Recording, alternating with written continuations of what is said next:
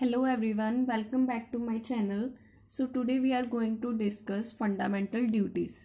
Fundamental duties are moral obligations. There are two types of obligations, moral obligations and legal obligations. Moral obligations are those which you ought to perform but not legally bound to perform it.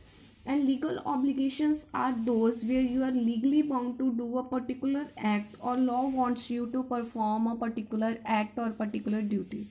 So fundamental duties are moral obligations and not legal obligations, and fundamental duties are only available for the citizens of India. Fundamental duties are contained in part 4A of Indian Constitution under Article 51A. So fundamental duties के बारे में ज़्यादा जानने के लिए हमें पहले इसका बैकग्राउंड पता होना चाहिए ताकि हम फंडामेंटल ड्यूटीज़ को ज़्यादा अच्छे से जान लें. सो fundamental duties are moral obligations which the citizens of India need to observe in order to promote patriotism and uphold the unity of India. सो जो फंडामेंटल ड्यूटीज़ थी ये पहले हमारे इंडियन कॉन्स्टिट्यूशन का हिस्सा नहीं थी.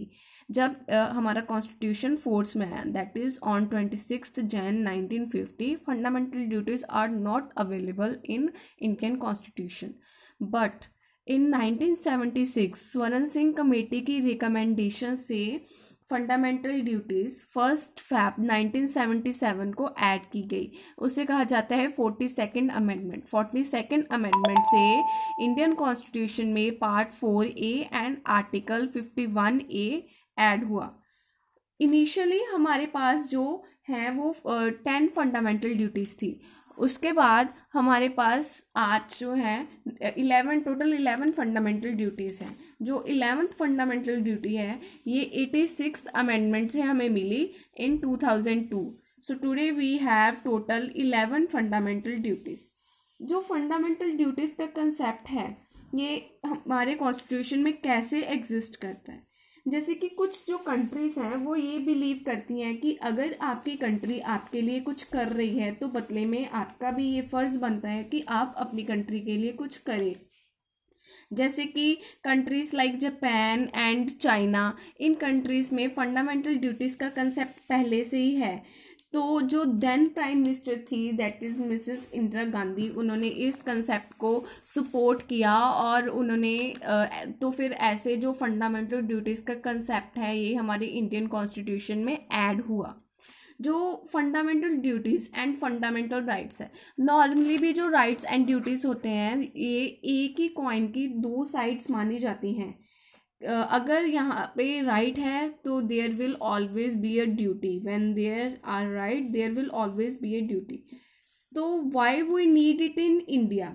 बिकॉज इंडिया में ये है कि it acts like a warning for anti social and anti national activities. Anti social जैसे कि बर्निंग ऑफ नेशनल फ्लैग और डिसरिस्पेक्टिंग ऑफ नेशनल एंथम, इन सब के लिए जो फंडामेंटल ड्यूटीज़ हैं ये एक वार्निंग की तरह काम करती हैं. And fundamental duties also maintain discipline. मतलब फंडामेंटल ड्यूटीज़ हमें ये भी बताती हैं कि हमें ये काम करना चाहिए और ये नहीं करना चाहिए. हमें उस काम को करना चाहिए जिससे हमारा नेशन डेवलपमेंट की ओर जाता है और हमें वो काम नहीं करना चाहिए which brings down the development of India. And it is also a reminder for the citizens of India. Reminder ऐसे है कि कुछ जो ऐसे सिटीजन्स होते हैं जो फंडामेंटल राइट्स को इंजॉय करते हैं पर फंडामेंटल ड्यूटीज़ को फॉलो नहीं करते.